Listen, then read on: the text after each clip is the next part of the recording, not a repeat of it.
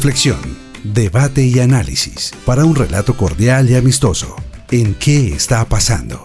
Programa de coyuntura nacional e internacional, producido por el Instituto de Paz de la Universidad Distrital Francisco José de Caldas y PASUD. Escúchelo todos los miércoles de 8 a 9 de la noche en la UD 90.4 FM Estéreo.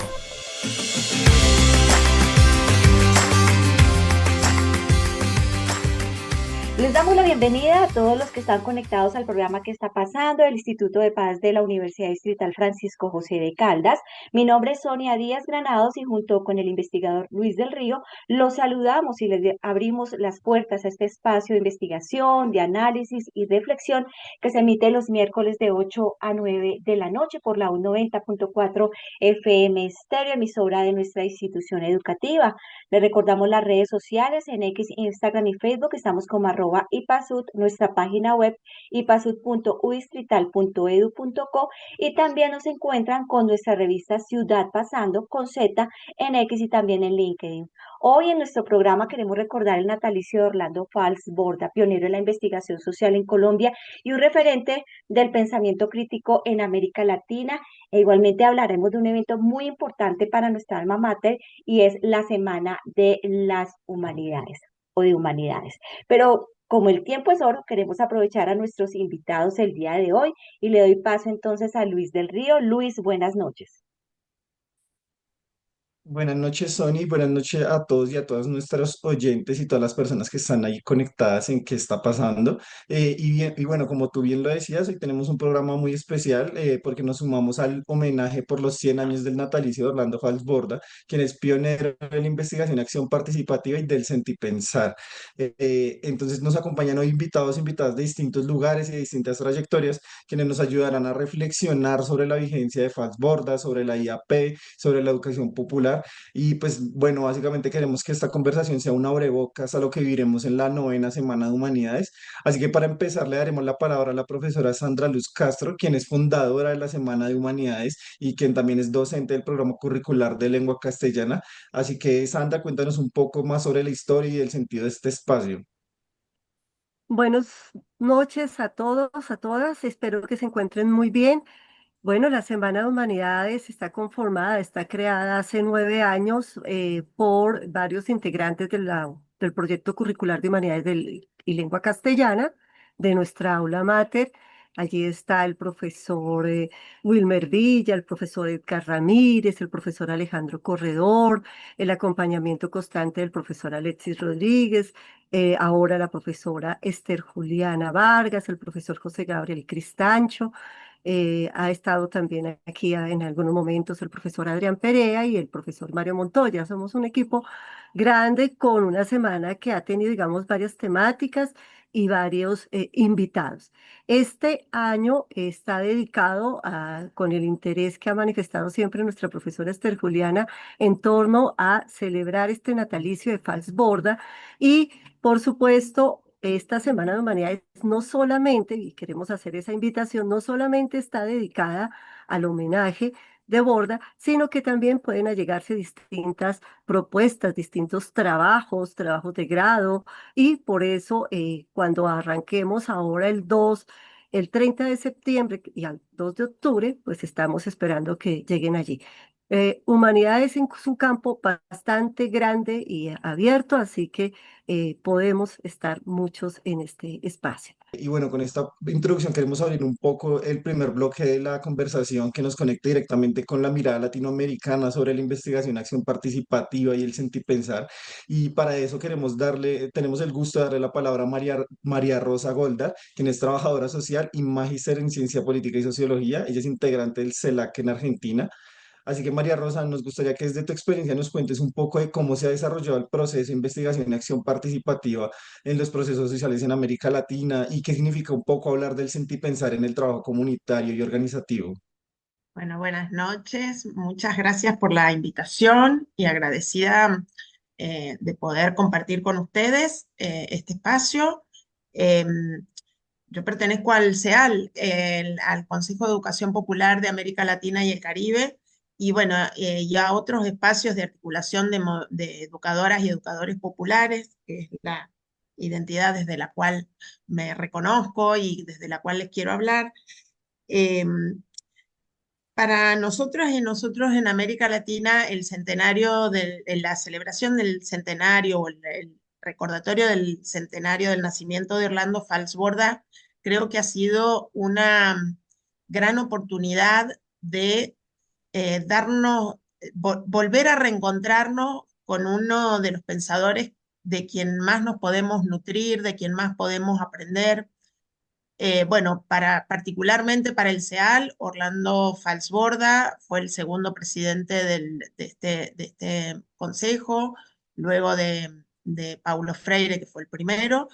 Y sin embargo, creo que su pensamiento, su obra, su legado, estamos como apropiándonos en su originalidad a partir de este escenario. Así que creo que hay que agradecerles a todos y todas las compañeras colombianos que creo que están haciendo un gran esfuerzo y que hace sentido que realmente nos permitan acercarnos a este legado. Eh, Cuando estuvimos ahora en Claxo en el mes de junio, también pudimos acercarnos a los lugares donde él dejó parte de su obra, el Saucillo y Chocontá.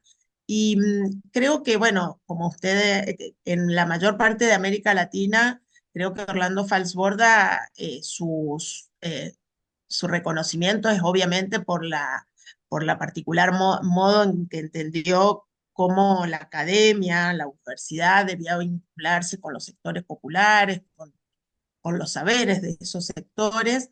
Y bueno, la IAP, la Investigación Acción Participativa, es la marca de identidad, digamos, pero es mucho más que una metodología, es mucho más que una propuesta metodológica. Es más, creo que si a medida que se profundiza en su obra, que vamos dialogando entre nosotras y nosotras, vamos descubriendo cómo él quería, o como todos los grandes, ¿no? Que no ser repetido, sino reinventado, resignificado, y en ese sentido poder pensarlo para los desafíos de cada contexto.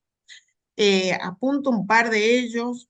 Me parece que siempre es un desafío en América Latina, un continente tan desigual y donde la base de esa desigualdad tiene que ver con distintas formas de exterminio de nuestros ancestros, de nuestros pueblos originarios, y una de esas formas ha sido desconocer los saberes populares. Y de eso ha sido partícipe los circuitos de circulación hegemónica del poder. Y Orlando Falsborda lo advirtió tempranamente o lo advirtió muy agudamente y hizo de este reconocimiento de los saberes populares la posibilidad de repensar el lugar de la academia y de la universidad y del encuentro de los saberes provenientes de esos lugares. Entonces, la investigación acción participativa no solo no es una metodología, sino que conlleva una visión política que es no solo darle lugares a esos saberes, sino que esos saberes son para transformar la realidad de desigualdad, de opresión, de subordinación y ser, por lo tanto, eh, eh, la posibilidad de pensar una sociedad distinta, más justa, más igualitaria, que haga de ese campo epistémico un campo de disputa y de lucha para revalorizar los saberes populares, pero también para ponerlos al servicio del cambio social. Eh, Obviamente que de esta propuesta falsbordiana hay distintos grupos y sectores sociales que nos hemos ido dando, eh, acercando a él desde distintos lugares. Uno de ellos es el quehacer comunitario, en el sentido de pensar que que en los territorios donde transcurre la cotidianidad de esos sectores, hay un sinnúmero de saberes que, por no haber sido puestos en los cánones académicos, son desvalorizados y son muchas veces lo que algunos autores llaman víctima de un epistemicidio, es decir, de una exterminio o erradicación de esos saberes para que no circulen y justamente en, en ese proceso de expropiación de esos saberes y de descalificación, que los sectores populares no puedan hacer de ellos una fuente de poder y de transformación social. Entonces, es no solo una propuesta de vinculación entre la academia, la universidad con los sectores populares, sino una forma de entender el saber como poder y el poder como poder de transformación social. Al mismo tiempo, esta valoración de los saberes no recupera en el hacer, en el saber hacer y vinculación y transformación de las condiciones cotidianas, el sentimiento y otras formas de conocer no solo el pensamiento racional y el logos occidental, sino esto que ha dado en llamarse el sentipensar y que él lo recupera, lo aprendió según nos fuimos aprendiendo de campesinos, donde el sentimiento forma parte de las formas de conocer, una dimensión de concepción de lo humano distinto, donde no prevalece o no hace del pensamiento racional la única forma de conocer, y al poder poner el sentimiento, las creencias, otros modos de conocer en el mundo, hace que él pueda llegar a hablar incluso de una ciencia popular. Y eso nos obliga o nos trae como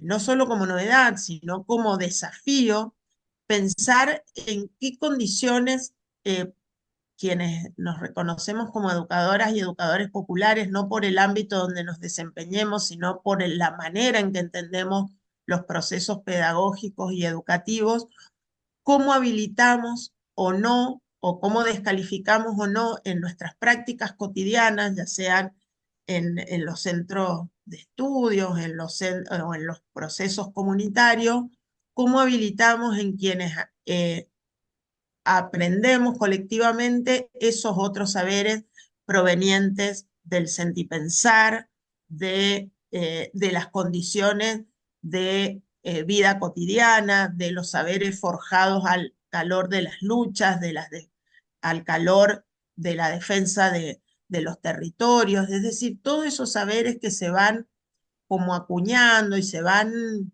sedimentando y macerando en esos procesos que ya nuestros pueblos van desarrollando, pero que los saberes emergentes de allí son saberes que muchas veces tendemos a desconocer y muchas veces también a erradicar, a no darles cabida. Entonces, la IAP, en ese sentido, cobra un sentido político y epistemológico de una radicalidad mucho más profunda, también, bueno, no es objeto ahora, pero también eso creo que es lo que le llevó o le llevó o Fals asumió como un compromiso político concreto con las propuestas de su concepción del territorio y de cómo llevar adelante un ordenamiento territorial justo, equitativo, que hiciera de los bienes comunes, el de la tierra en tanto bien común, un acceso para todos. También sus propuestas en torno al socialismo raizal también conlleva una visión de sociedad, una visión de relaciones políticas que hacen de su propuesta una visión y podríamos decir, una cosmovisión mucho más profunda y amplia que lo que más tradicionalmente o más ampliamente por lo que más ampliamente es conocido Orlando Falsborda, que es por la investigación acción participativa. Entonces, creo que para todos y todas quienes nos reconocemos como investigadores o educadores populares, investigadores e investigadoras populares, es decir, comprometidos con los destinos de nuestros pueblos, de las organizaciones, de las comunidades, creo que el legado de FALS es una invitación a pensarnos como pensarnos y actuar colectivamente como seguidores de esa tradición que tenemos que reinventar en las actuales condiciones y frente a los actuales desafíos. Y en ese sentido, también me parece que Orlando Falsborda nos tiene que inspirar. No tenemos que ver su legado como una doctrina, sino como una inspiración a seguir creando colectivamente recuperando esas raíces, pero proyectándolas hacia el futuro, esperanzados en un mundo que no nos da en este momento muchos alicientes, pero que sí estamos desafiados a esperanzarnos contra toda desesperanza. Y cierro, ya creo que cumplí mi tiempo, con una frase que me parece que trae a colación bastante bien lo que he dicho, lo que he intentado transmitir y que Fals nos vuelve a, a inspirar cuando dice, nuestros sabios no están en Europa con los grandes pensadores que hemos leído en la historia, sino que están aquí en la selva, en los ríos, están pescando para sobrevivir y a ellos es a quienes debemos escuchar para lograr lo que soñamos, nuestra utopía. Bueno, así que con esto cierro porque creo que cumplí el tiempo estipulado. Muchas gracias a todos y todas ustedes. No, gracias a ti, María Rosa, por esta reflexión. Y por ahora, entonces, continuaremos con Esther Juliana Vargas, quien está integrada al proyecto curricular de lengua castellana. Así que entonces nos gustaría también que nos comentes un poco, bueno, que nos des también un poco la perspectiva que tú tienes del pensamiento de Orlando Falsborg y cómo se puede conectar un poco con estas experiencias aquí en Colombia y en Latinoamérica. Bueno, buenas noches para los colegas que nos han invitado a este espacio tan importante. Para mí es un verdadero honor recién llegar al programa de Humanidades y Lengua Castellana, ya tener, digamos, un lugar de compartir conversaciones y pensamientos con ustedes en el IPASUD, particularmente en este programa que, por supuesto, es totalmente relevante para quienes nos interesamos por la cultura de paz, la educación y la cultura de paz. Eh, Quisiera hacer un par de aclaraciones preliminares. Quizás lo más importante es que yo lamentablemente no me he dedicado a la investigación de la educación popular, más bien por razones personales y también profesionales. He tenido el gozo digamos, de estar cercana al profesor Alfonso Torres y a su trabajo. En el marco de la Sociedad Colombiana de Filosofía, de la que soy miembro, apareció la iniciativa desde el semestre pasado, vienen desarrollando la Comisión Latinoamericana de la Sociedad Colombiana de Filosofía, la conmemoración de los 100 años de Orlando Falsborda y a través del coordinador de la Comisión Latinoamericana de la Sociedad Colombiana de Filosofía y de Alfonso Torres, el profesor Alfonso Torres, y le hicieron la invitación a la Universidad Distrital a través mío, digámoslo así. Entonces, pues esta fue la ocasión, digamos, como para empezar este trabajo cooperativo en el marco de las semanas de la Semana de las Humanidades. De manera que yo estoy aquí infiltrada porque yo pues soy doctora en filosofía, no trabajo en educación popular.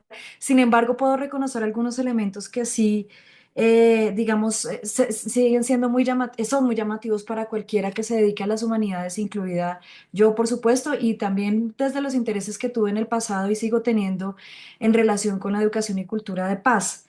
La figura de False es tremendamente interesante, como digo, independientemente de que uno se dedique o no de lleno a estos temas, porque creo que en relación con la construcción de paz, digamos, es muy completo. Es muy completo su trabajo, como en todas las dimensiones que lo podemos, que uno lo puede abordar. desde una perspectiva, vamos a decir, más teórica o más académica, el trabajo que él desarrolló en textos como La violencia en Colombia, que sabemos es un libro capital y pues súper importante colectivo que se hizo en su momento en la Universidad Nacional y de la que él fue parte. Es un texto importantísimo para entender el contexto de conflicto en pro, digamos, de la construcción de paz, así como otros textos académicos, digamos, como una perspectiva científica, si se quiere, del problema del conflicto y la construcción de paz, por supuesto, desde la perspectiva del socialismo raizal que ya había mencionado la profesora hace un momento, la justicia social, etcétera. Pero no solamente eso, también tenemos digamos, uno de los elementos más importantes que aterrizan la pregunta por la paz. Por supuesto, esto es una mirada completamente personal que yo estoy aquí presentando, no es canónica ni nada.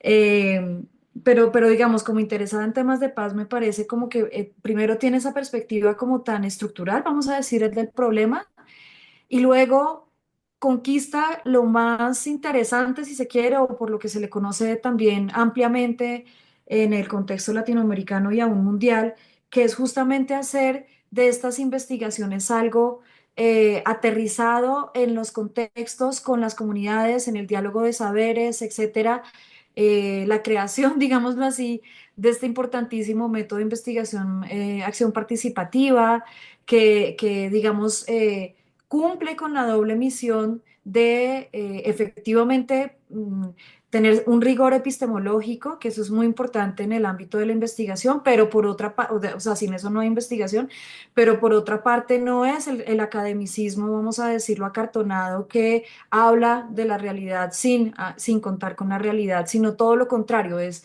entregar el protagonismo a quienes son los actores. Entonces, eso como herramienta, digamos, para aterrizarle estos problemas desde la academia hacia la realidad, vamos a decirlo de esa forma, pues es tremendamente potente. Y finalmente yo diría, pues para mí resulta fascinante la figura de Fals, además porque se puso la camiseta política también, por decirlo de alguna forma, tuvo actuación en el ámbito de la política institucionalizada, como sabemos, de manera que son como todas las dimensiones que uno podría anhelar para que efectivamente se desarrollen eh, conversaciones y acciones en la construcción de una cultura de paz, así sea desde la perspectiva del conflicto, como en algún momento se puede identificar.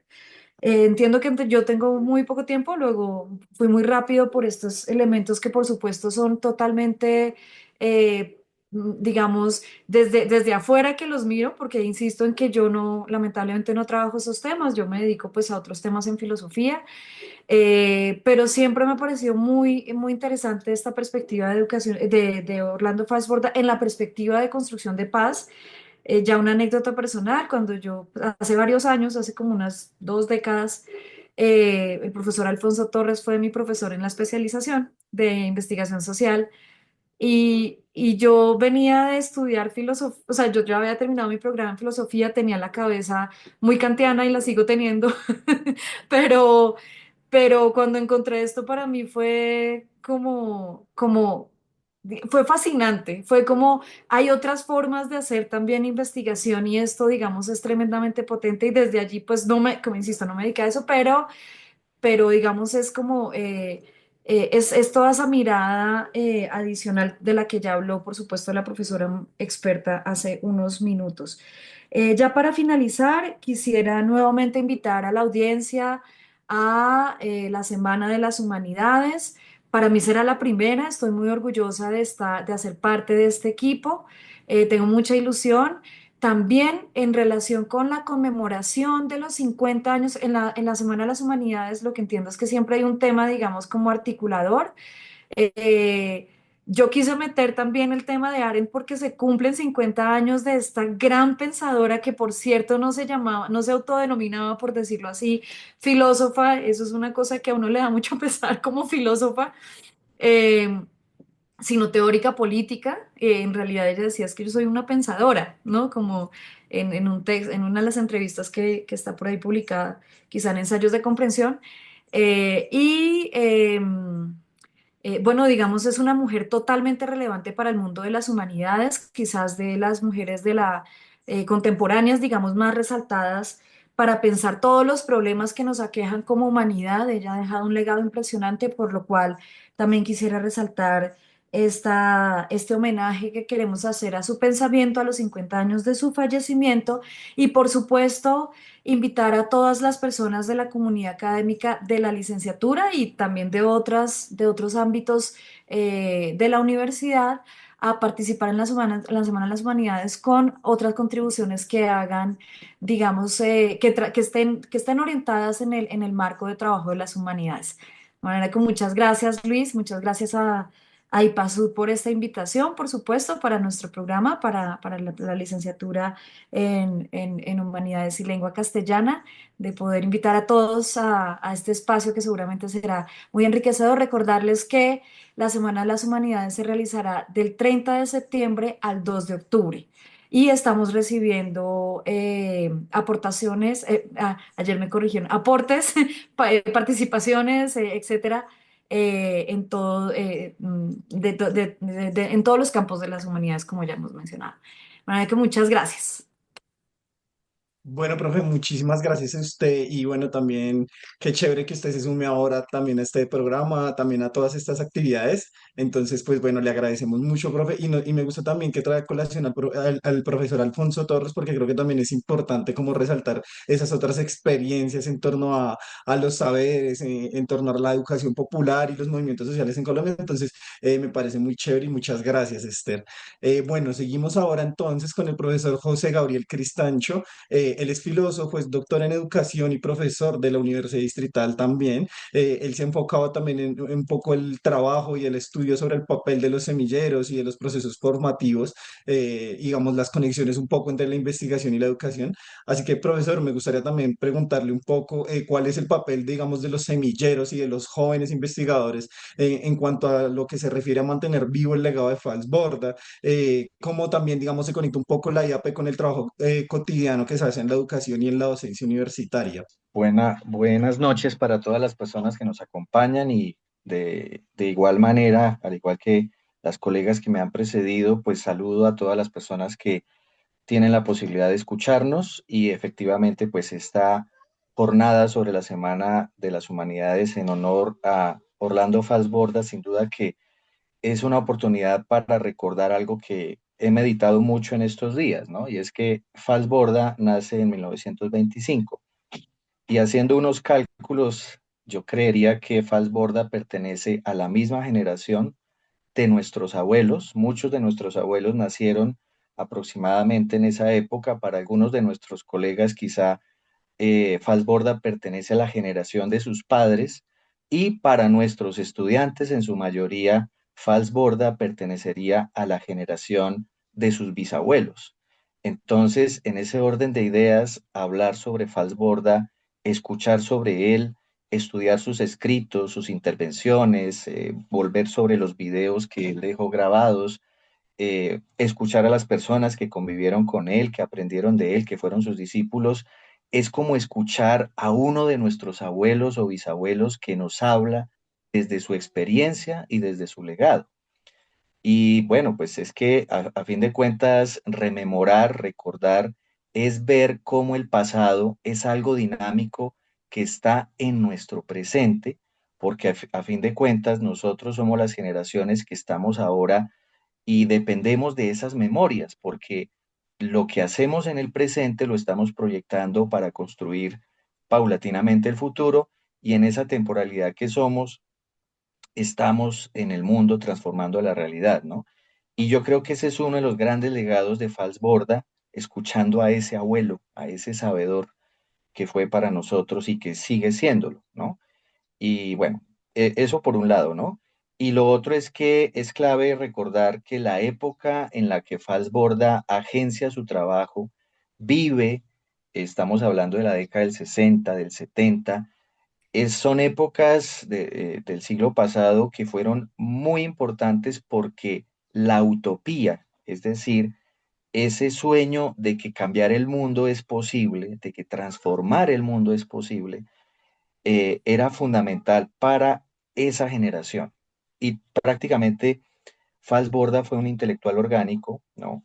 En la medida en que trabajó, ya como se ha mencionado, con las distintas comunidades. De alguna forma él renunció a la academia para poder dedicarse de lleno al trabajo comunitario. De hecho, la renuncia a la universidad en ciertas formas, a dejar la universidad para dedicarse de lleno a su fundación y a sus procesos académicos, fue lo que hizo posible que la investigación acción participativa se gestara como él la fue gestando con las comunidades, ¿no? Y por eso quizás ese es uno de los grandes retos en la actualidad, porque pues muchas veces hablamos de IAP, pero realmente si buscamos inspirarnos, como decía nuestra colega argentina, en lo que planteaba Falsborda, pues corremos el riesgo a veces de distanciarnos mucho de lo que él quería, ¿no? Lo que él quería era que las personas que trabajaban en las comunidades no fueran meros eh, participantes pasivos o informantes en los procesos de investigación, sino fundamentalmente investigadores, investigadores de su realidad, desde sus propios saberes, complementándose con los saberes de la academia, pero al mismo tiempo enriqueciendo el saber académico, ¿no? Entonces, por eso es un reto enorme, porque siempre la academia corre el riesgo de generar un cortocircuito con la sociedad, ¿no?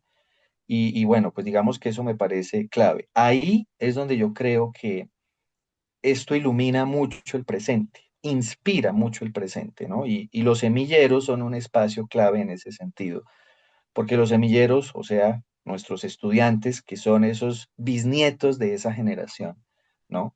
Están aprendiendo ese legado a través de sus maestros, de sus profesoras, de sus profesores, que pues heredamos estos planteamientos. Y los semilleros yo siempre los he visto como un escenario de investigación, acción participante, guardando las proporciones, obviamente, pues porque lo que acabo de decir implica que la investigación acción participante tiene una cantidad de cosas enormes, pero los semilleros son una semilla de eso, porque es un escenario en donde los estudiantes junto con sus maestros, maestras, pueden tener la posibilidad de pensar sus realidades inmediatas, de mirar cómo los conceptos que le brinda la academia, las herramientas teóricas y metodológicas pueden ayudar a interpretar su propia realidad, a formular preguntas de investigación sobre su propia realidad y a partir de ellas empezar a crear respuestas desde sus propios saberes conjugados con los saberes académicos.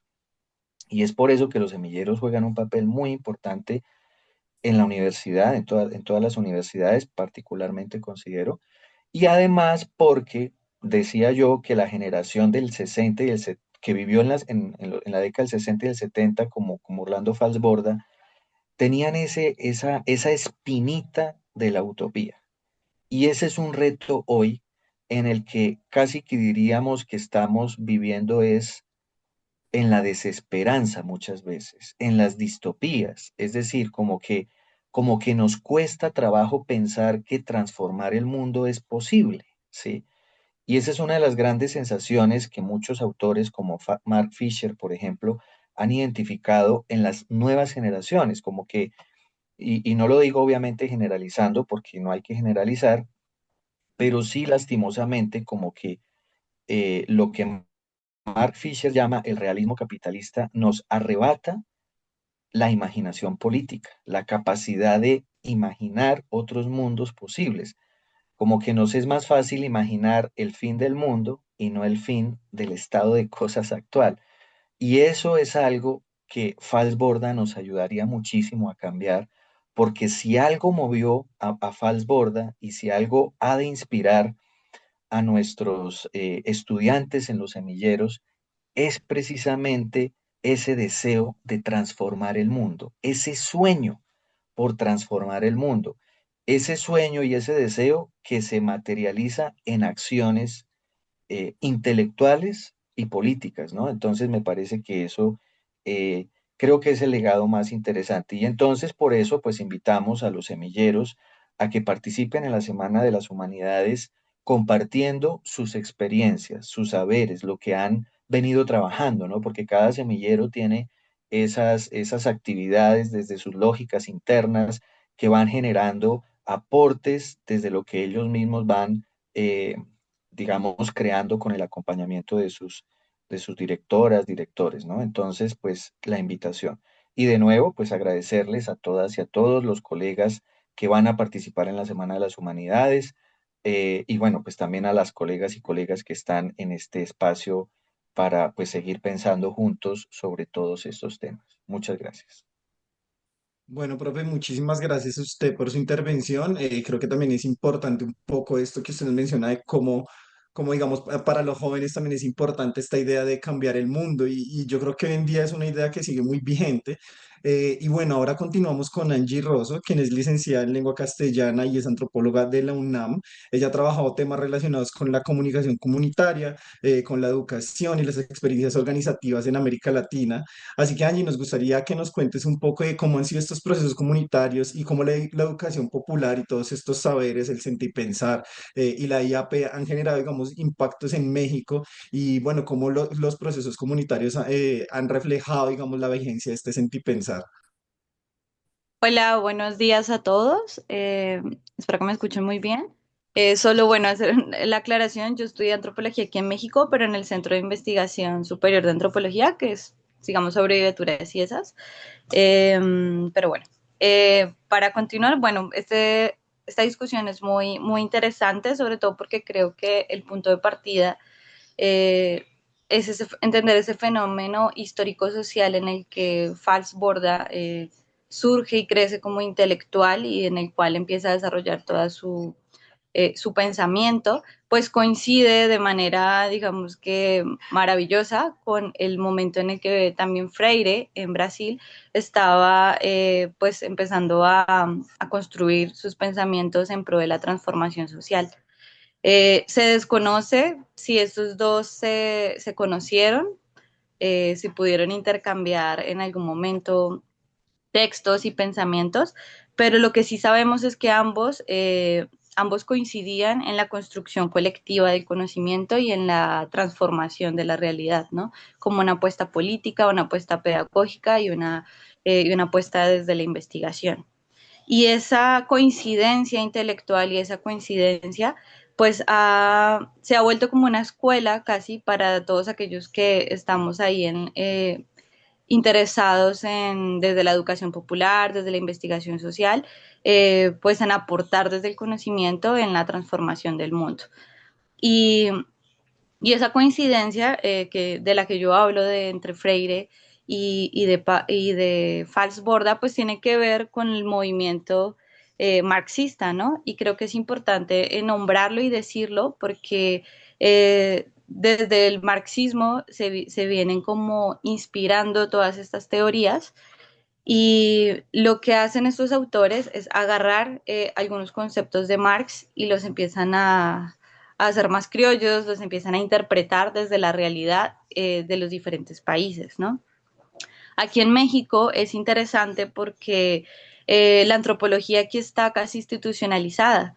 Todo el proceso pues, de colonización y todo el proceso de institucionalización de México como país tiene que ver mucho con la antropología. O sea, México, a diferencia, por ejemplo, de Colombia, tiene antropólogos desde el gobierno, ¿no? Desde los procesos muy gubernamentales, desde su proceso de colonialización.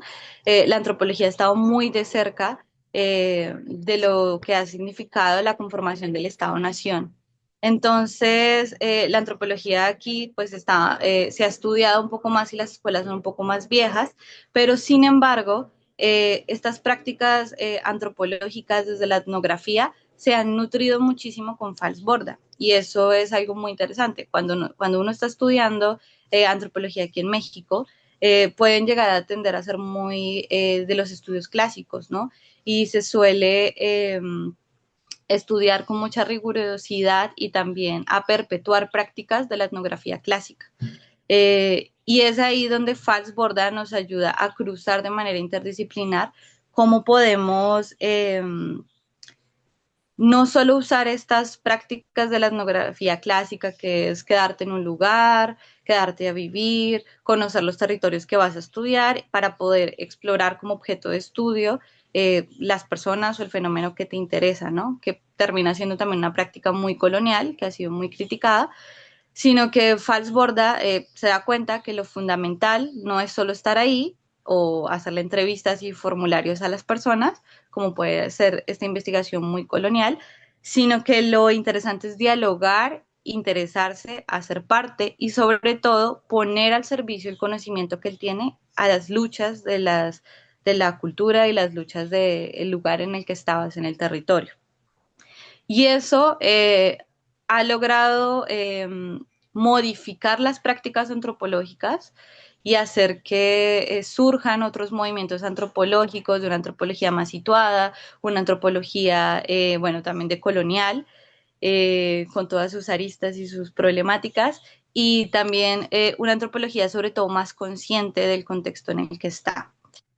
Y esta antropología del ciudadano, como también se conoce en Colombia, pues del investigador ciudadano, pues nos pone en un lugar diferente a todos aquellos que, pues, que nos interesamos en la investigación, y es que no busca, a diferencia de, por ejemplo, la antropología de otros lugares, de otras latitudes, no busca investigar al otro, sino investigarse a sí mismo, investigar su propio contexto, investigar sus propias problemáticas y sus necesidades. Y Falsborda ha sido fundamental para que la ciencia sea pensada como un saber que se comparte y que se construye colectivamente.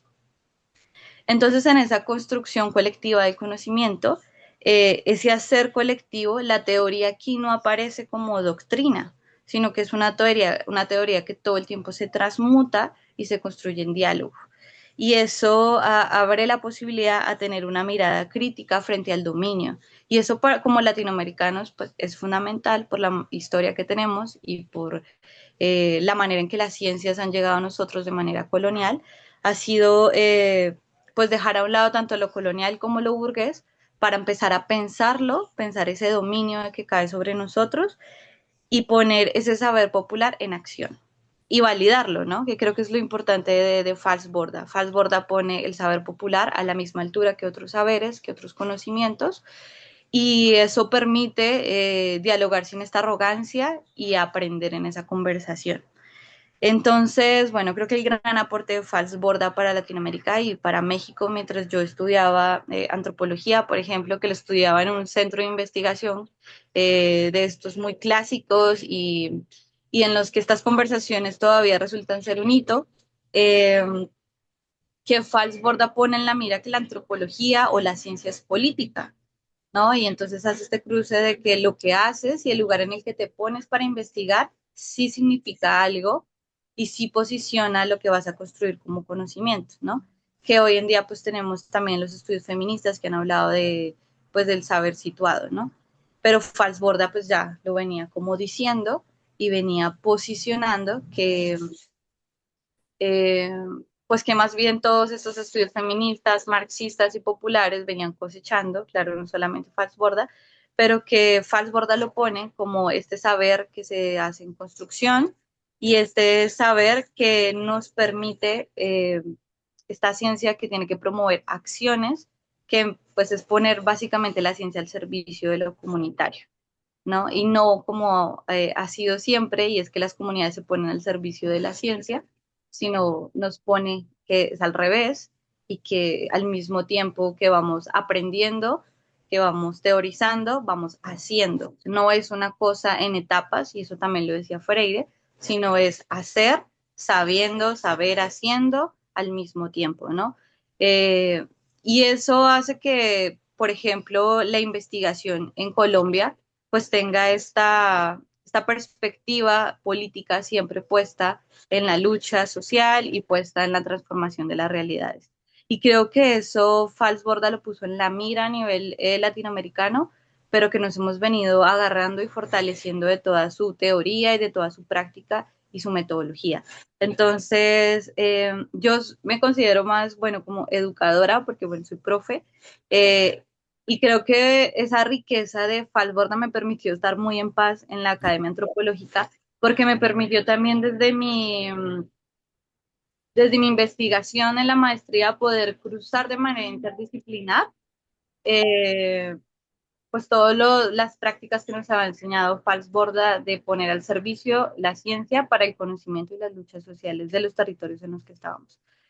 Y qué maravilloso hubiera sido que Freire y Falsborda hubieran compartido una mesa de diálogo y hoy poder tener esas reflexiones sobre cómo la educación también hace conocimiento y cómo podemos juntos, desde la ciencia y desde la educación, poder transformar las realidades. Y pues muchísimas gracias. Esta es más es una reflexión y poder compartir cómo desde México, desde otras academias latinoamericanas, pues se cruza Falsborda y enriquece y nutre la academia, pero también la práctica de la investigación como una práctica política. Muchas gracias por invitarme.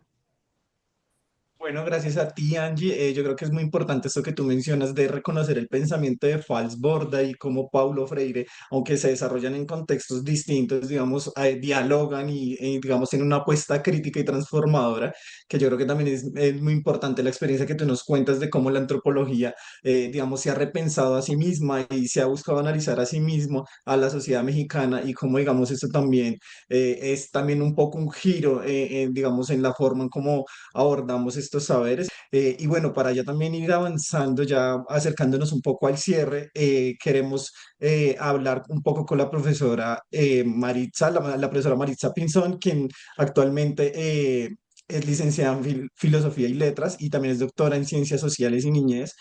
También es docente de la Universidad Distrital. Y bueno, nos gustaría saber, profe, digamos, cómo dialoga un poco el legado de Falsborda con la educación universitaria y la formación en humanidades, digamos también un poco qué papel cumplen las universidades en sostener estos procesos comunitarios más allá del aula.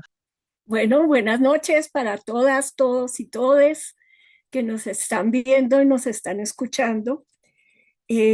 Bueno, el, la- el planteamiento que hace Luis es un reto verdaderamente interesante.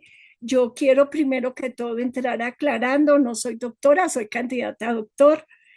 Eh, y en la Universidad Distrital estoy adscrita al proyecto académico de extensión y investigación en pedagogía PAIEP. Por otro lado, estoy vinculada al Instituto para la Pedagogía, la Paz y el Conflicto Urbano y PASUD a través de la electiva transversal que se llama de género y géneros. Ese es mi lugar dentro de la Universidad Distrital. Eh, Cuando tú planteas esta parte de la formación de docentes, debo decir que también estoy vinculada a la maestría en educación, énfasis en comunicación intercultural. Y justamente allí es un espacio, es un nicho muy importante en que epistémicamente nos hemos abierto a todas estas posibilidades desde Falsborda y desde Paulo Freire para mirar la investigación en educación desde otros lugares. En primer lugar, los sujetos, y cuando hablo de los sujetos, hablo no solamente de quién investiga, sino de los docentes, las docentes y las comunidades, eh, todas, no digo solamente escolares. Y al hablar de los sujetos, hablamos del sentipensar. Y ese sentipensar cobra una relevancia grandísima cuando nos planteamos que la pedagogía es praxis. Y al ser praxis, se vincula con los movimientos sociales. Esa vinculación con los movimientos sociales profundos que se plantean necesidades pedagógicas para seguir existiendo en la historia es lo que nos vincula a la construcción de procesos tanto de convivencia como de memoria y como de reexistencia. En este sentido, es bien importante situarnos en los contextos. Obviamente, ese conocimiento es un conocimiento que se construye, se valida y se circula colectivamente a partir de esos saberes situados. Y no en vano, pues parte de mi presentación también que omití, porque quería traerla en este momento, es que yo dirijo el semillero de investigación Guayacique, que se ha planteado en la Facultad de Educación y en la sede Macarena, un espacio de hacer una academia otra, de reconocer los saberes ancestrales, de reconocer el profundo nexo que tenemos con la tierra, y de proyectarnos no solamente como academia y como conocimiento, sino también como espacio. Tenemos una casa de los saberes y los pueblos donde tiene lugar todos estos diálogos comprometidos que forman parte de los procesos ya en términos mucho más rigurosos de procesos investigativos en colectivo, a ser parte también de esos reconocimientos para el cambio, esos reconocimientos que se necesitan para, como decía hace un momento, proyectarnos en la historia. De ahí que la reflexión sistemática y el consenso dialógico comprometido hacen parte sustancial de estos procesos de investigación, acción en educación. Yo sé que tenemos corto tiempo, por ahora voy a dejar ahí, no sin mencionar varios escenarios de trabajo pedagógico que no son escolares. Es el trabajo con comunidades campesinas desplazadas, desterritorializadas y reterritorializadas en espacios urbanos, comunidades retornadas que vuelven a construir en su territorio que les había sido despojado un nuevo sentido histórico, y comunidades organizadas que no han sido desterritorializadas, pero que se plantean en medio de toda esta situación tan compleja de nuestro país, el hacer una educación rural eh, pertinente con los contextos que se viven. Bueno, profe, muchísimas gracias. Yo creo que es muy importante también esta reflexión que usted nos propone un poco sobre el quehacer de la educación popular. Es como nos queda poco tiempo para ir cerrando, volvemos entonces con la profesora Sandra Castro. Ella es la profesora, además de estar en cabeza un poco de la creación de la Semana Humanidades, también habla un poco de lo que significa la organización comunitaria en Bogotá, cómo se configuran las subjetividades de los niños en estos espacios y de qué manera todo esto se conecta con el pensamiento sentipensante que inspira un poco este homenaje a Orlando Falsborda. Así que, profe, pues nos gustaría que amplíe un poco más esta idea y que nos comente un poco cómo se cruzan estas subjetividades de los niños con el pensamiento de Falsborda. Para mí es absolutamente placentero hablar de Falsborda.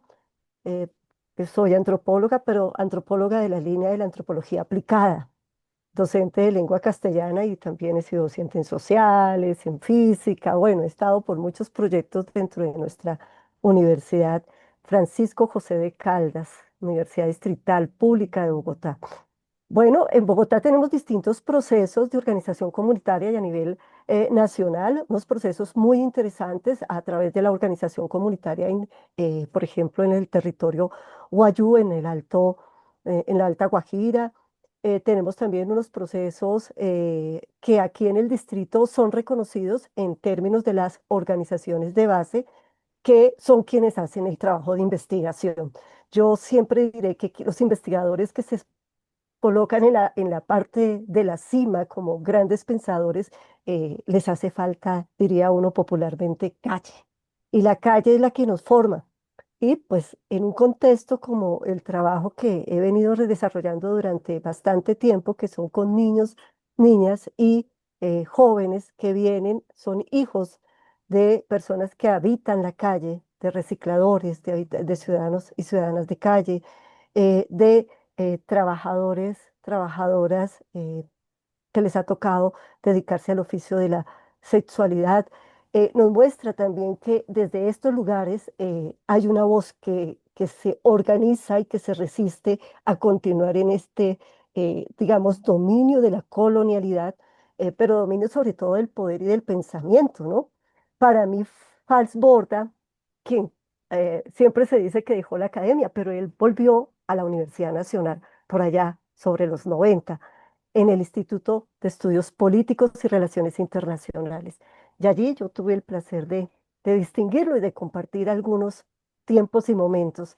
Efectivamente, como diría el profesor José Gabriel, para mí era el abuelito, pero pues a mí me tocó una época muy difícil en Colombia y de la Universidad Nacional. Esta es una época, la década de los 90, muy delicada. Pero bueno, volviendo al tocar este tema del papel de Falsborda, nosotros hicimos trabajo comunitario, escuelas de trabajo que permitían oír las voces de los niños, trabajar con los niños, trabajar con los jóvenes.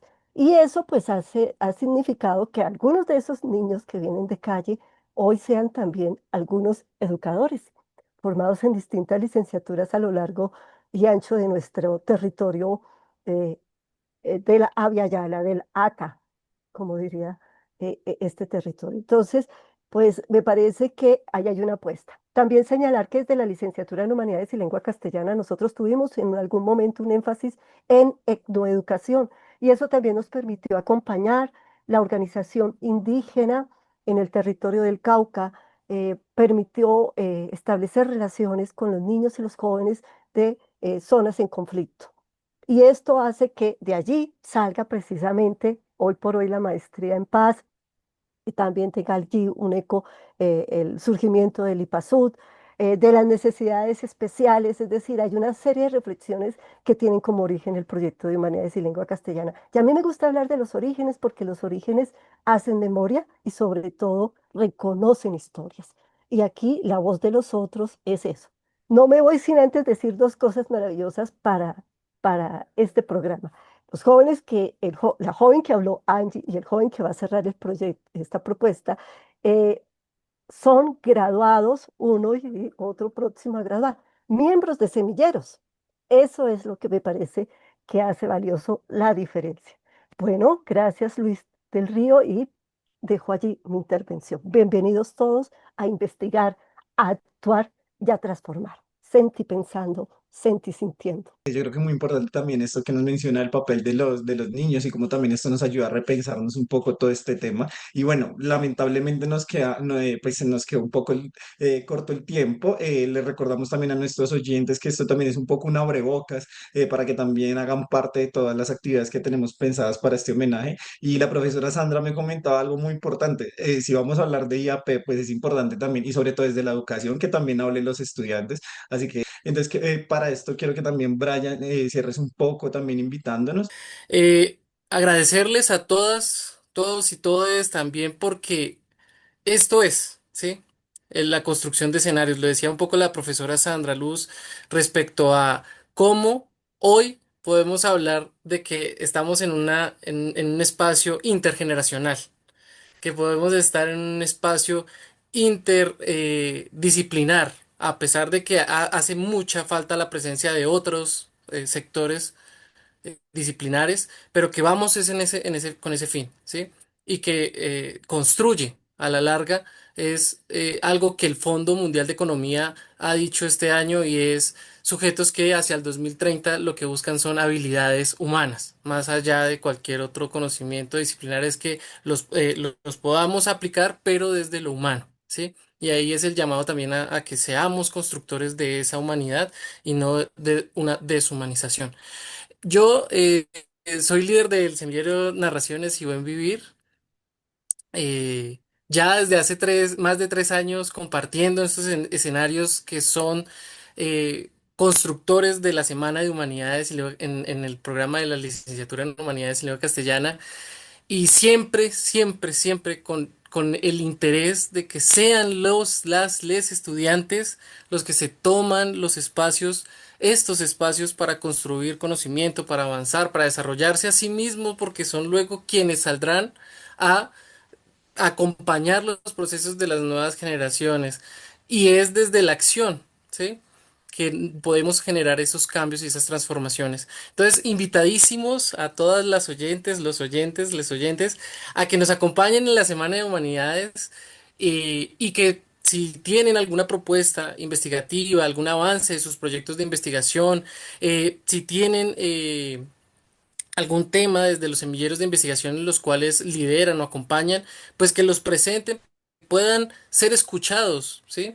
Para que su voz también esté ahí presente en esto que es el construir el conocimiento desde las diferentes licenciaturas. Entonces, muchísimas gracias al IPASUD por permitirnos también este espacio, porque nos pone en, en, en, en las palabras, ¿sí?